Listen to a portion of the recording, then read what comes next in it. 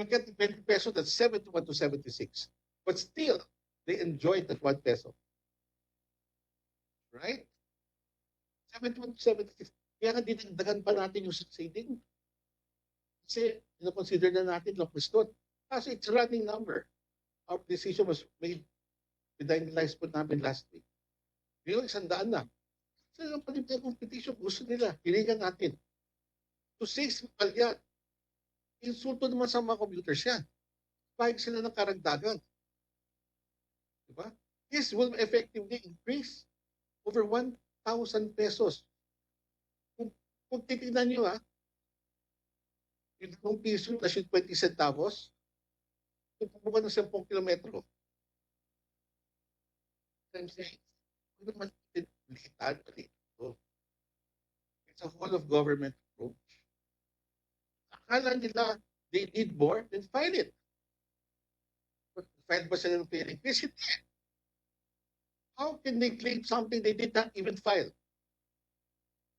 Yung mga petitioners are not saying that. Madaling magsabing sampal lang eh. Sampal ba ang 1,000 piso isang araw? I understand, umakyat po presyo ng prudo. More than 100 pesos. Hanggang kailan? Wala naman kumahimik na sa gera, biglang bumagsak yan. Gaya nangyari noong 2023. From a high of 80 pesos per liter, it dropped down. What I'm saying is that, it's give and take.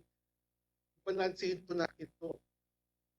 As I said, all of government approach, hindi lang naman ito ang solusyon eh. It cannot just be transport fares. Kasi kailan ng ating mga pasahero, binabalansin po natin dyan. Hindi ko ba? Because Panibela did not file an application for fare increase. Siguro file din sila. Kung akala nilang maliit ito, at kailangan natin dagdagan, are open. Hindi mag-file eh. Last po on my end, may plano pong transport strike yung Piston on Thursday. Are you open po to discuss or conduct a dialogue with them po? Always po. We are always in touch with the leadership of Piston. Lahat man yan kinakausap natin para maintindihan. Yung aming puso ay nasa kanila. If they only understand up to the last minute na pinag-uusapan ng board, kung paano pa natin mapipiga ang pamasahe na to para mas lalo makatulong sa ating mga transport operators and drivers. Pero kailanganin nila. Kung mawalan sila ng pasero, mas mahirap yun. I think it's an all of government approach na yung ginagawa na ating presidente, yung tinitingnan yung excise tax, tinitingnan yung toll fees para dun sa mga iba pang klaseng publiko sa sasakyan. Diba? The other expenses tinitingnan natin. Diba? Yung huli ng yung mga colorum vehicles, tuloy-tuloy naman po yan. Subsidiya na binibigay. Unang-una na nga yung jeepney sector dyan. Driver ang bibigyan. Diba? 2 weeks pa ho yan, sigurado na. Yung subsidiya ay yung ayuda na binibigay na ang DSWD, pero pang subsidiya na ibibigay ng DOTR. So these are all put, we hope not one is enough. Tanggap naman natin yan, not one is enough. At sana pag pinagdikit-dikit natin to, sana kahit paano maraos natin yung problema. And we are one with everybody, with the world siguro, no? Na matapos na itong gerang to. Kasi the longer it takes now, the harder it is to sustain. Diba? Pero hindi po sampal itong fare increase na to.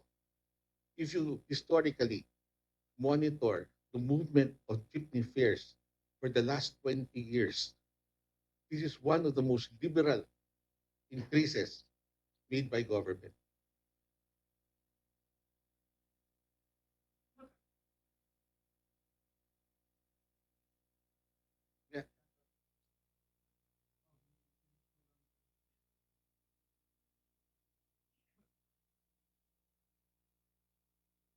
Josefa, Philippine Star po, sir. On the end naman po on commuters, ask ko lang po if meron po ba kayong tinitingnan na window period sa kung sakali na i-review ulit yung fare para i-decrease naman sa kung sakali mag-ease na yung iba pang mga conditions so far? Pag nag-drop po, dun sa level na pinag-uusapan natin, no? Fuel price, immediately we will call a public hearing on this. Right? Hindi po, we can do a provisional reduction. Similar po for a provisional increase, we can do a provisional reduction. Depende po sa tubo talaga ng fuel. But again, there are other factors of consideration, hindi na naman fuel. Although fuel is one of the biggest chunk sa gastusin ng isang transport company. Thank you.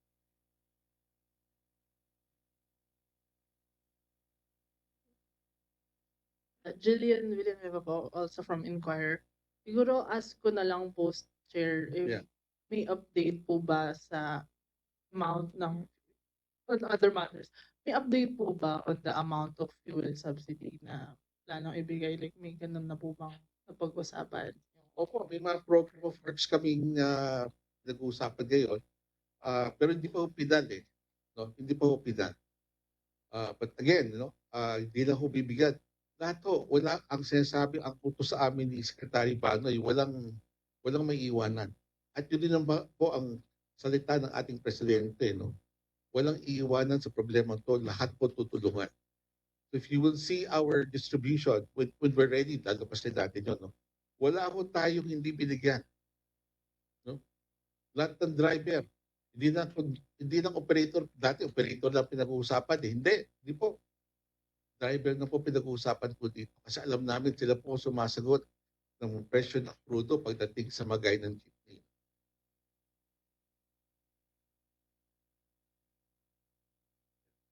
For clarification, so I was going through your rates, no? Apo, Ang combination po natin pag sa provincial, po per kilometer na mga Opo. centavos. opo. Tama, sir. Can I just pick up on what you said earlier? The 1,000 pesos figure. Ito po with anong magiging effect nito sa mga driver? Di po, sinasabi natin 300 pisero sa isang araw. Okay. So kung nabigyan natin ng 2 piso na, we made it permanent at 600 already. Okay. Tapos meron kang 20 centavos succeeding. Okay. So kung pag lumampas ng 10 kilometro yan, halos sa dagdag 1 piso yun, di ba? Okay. Halos 3 piso na. So multiplied by 300, that's around 900 something. So, I mean, it's not a small money. Kumbaga pwede niyang So dagdag sa kinikita ng driver ngayon. offset nun sa ginagastos nila. Offset. Hindi mo ma-offset lahat, it will offset substantially. So mga 900 yung average, sir, 900 to 1,000? Depende sa rota kasi. No? If you look at a 10-kilometer run, tama ko yan. Kumbaga, kung gagastos sila ng dagdag sa diesel, may pang Opo. salo. Opo. Kung 30 pesos lang po inakyat, halos pantay lang po yan sa kinikita. Okay, got it. Halos pantay lang.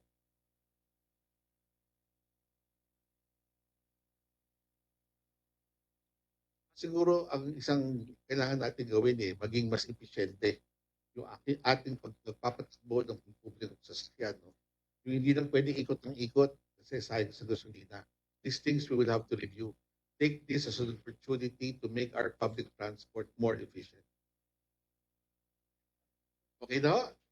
We are good? Pero pa. Hi Sir, Ted Cordero po from GMA News Opo. Online. Nabanggit niyo po kanina yung automatic provisional reduction kapag bumaba na sa 75 per liter. Kano po kaya yung provisional reduction? Hindi naman po automatic, no?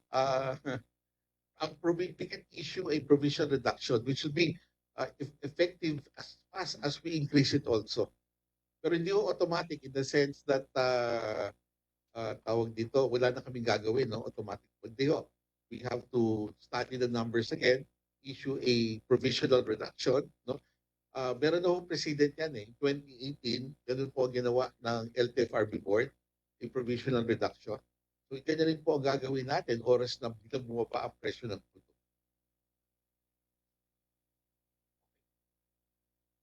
Chair, no? Opo. Lumipat lang ako dito. Oo nga. Wala pa yung kung kano yung sa fuel subsidy last time, 5,000 sa jeepney, 5,000 sa motor jeepney, 1,500 sa tricycle, 1,000 pesos sa motorcycle taxi. So, ngayon ba pwede magbago yun sa ibibigay natin na fuel subsidy? Bakit po, this time, ang binigyan yung operator. Mm, Ngayon ang bibigyan natin, operator at driver. driver. So, in that way, mababago. Mm. So ngayon, pero pinag-uusapan na lang natin ngayon, malinaw na pati super kakuha, Opo. presyo na lang, ay kung magkano na lang. Opo. Bakit ngayon, Chair, sa mga nakalipas, kapag may fuel subsidy, wala nang fare increase, pero ngayon may fare increase na, meron pang fuel subsidy. Kasi ang laki eh. Ang laki ng inakyat eh. It went up so fast. No? Yung dati natin 50 pesos yun, halos dumoble na. Mm. Kaya na sinasabi natin, no? Masyadong mataas ang pagtaas. Hindi gaya ng dati, umakyat siya, pero dahan-dahan lang. Di ba? Gradual increases. Bito hindi eh. Parang rocket siya. Mm-mm. So in the same way also, we have to act appropriately. No? Kaya it's no, again, hindi lang isang solusyon na kailangan dito. Picture solution. Subsidiya, ayuda, iba pang tulong na mabibigay ng gobyerno. Malinaw rin ang salita ng ating presidente. Tingnan ko saan pa makakatipid, makakabawas sa gastusin ng ating stakeholders. Last na po ba kaya ito, itong fare increase na ito? Kasi by this week, yung diesel papalo na ng mahigit 100 pesos. Last na ho ba kaya itong fare increase na ito? Kasi most likely next week, may palang sinasabi ng DOE, may pagtaas ulit. We will see, no? Kasi depende sa aplikasyon eh. We will act on the applications accordingly. Ayaw natin paunahan yung mga file. So we will process the applications as they come in. Kahit sabi ko, no, may tatlo pang pending ko sa amin. Tapos kung magpa-file po ang piston, magiging 4. Thank you. Okay, thank you so much. There is no other Alright. questions from the media. Okay, maraming pong salamat. Thank you po sa inyo lahat.